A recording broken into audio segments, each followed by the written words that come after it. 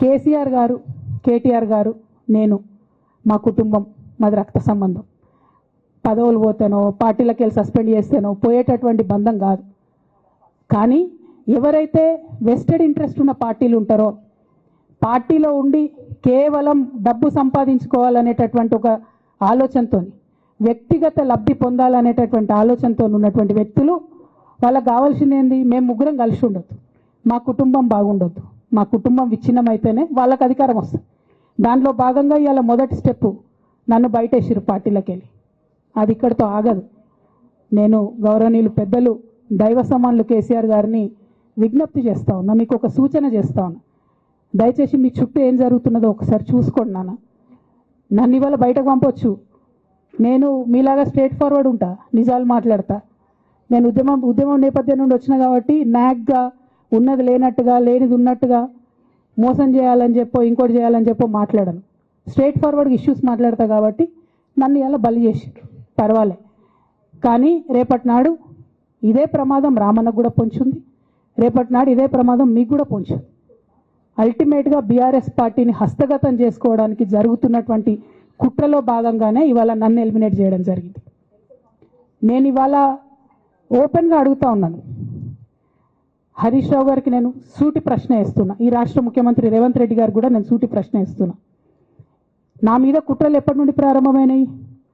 ఎప్పుడైతే హరీష్ రావు గారు, రేవంత్ రెడ్డి గారు ఒకే ఫ్లైట్లో హైదరాబాద్ నుండి ఢిల్లీకో, ఢిల్లీ నుండి హైదరాబాద్లో ఒకే ఫ్లైట్లో వాళ్ళిద్దరు ప్రయాణం చేసి వచ్చినప్పుడు హరీష్ రావు గారు రేవంత్ రెడ్డి గారి కాళ్ళు పట్టుకొని సరెండర్ అయినాక ఈ కుట్రలు స్టార్ట్ అయినాయి, నా మీద ఈ స్టోరీలు స్టార్ట్ అయినాయి, మా కుటుంబాన్ని విడగొట్టాలనేటటువంటి కుట్ర స్టార్ట్ అయింది. నేను ఛాలెంజ్ చేస్తా ఉన్నా, రేవంత్ రెడ్డి గారు మీరు చెప్పండి, ఆ ప్రయాణం జరిగిందా జరగలేదా? హరీష్ రావు గారు మీరు చెప్పండి, ఒకే ఫ్లైట్లో మీరు రేవంత్ రెడ్డి గారితో కలిసి వచ్చిండ్రా రాలేదా? ఆ తర్వాత నుండే నా మీద ఈ కుట్రలు జరుగుతున్నాయా లేదా? సరెండర్ అయింది మీరు. ప్రతి ఒక్క విషయంలో దాదాపు ఒక 7-8 ఇష్యూస్ ఉన్నాయి, ఇన్సిడెంట్స్ ఉన్నాయండి. అఫీషియల్ పిఆర్ఓ ట్వీట్ చేస్తాడు, Congress party official PRO tweet చేస్తాడు, ముఖ్యమంత్రి గారు పిఆర్ఓ, ఈ పాల వ్యాపారంలో అవినీతి జరిగిందని. తెల్లారి 2-3 పేపర్లలో వస్తుంది, 3వ రోజుకి మాయమైపోతుంది. అదే కేటీఆర్ గారినేమో 3 సార్లు విచారణ పేరుతో పిలిచి వేధిస్తారు. అంటే కేసీఆర్ కుటుంబం నికార్స్గా బరిగీసుకొని కాంగ్రెస్ పార్టీతో రేవంత్ రెడ్డితో కొట్లాడుతున్నాం కాబట్టి మా మీదనేమో కుట్రలు జరుగుతాయి, మా మీదనేమో కేసులు పెడతారు. మీ మాత్రం 1 or 2 days హెడ్లైన్స్ వస్తే తర్వాత న్యూస్ గాయబవుతుంది. ఎన్ని జరగలే చెప్పండి హరీష్ రావు గారి విషయంలో? ఫస్ట్ పాల వ్యాపారం మీద ఏమొచ్చినాయి ఆరోపణలు?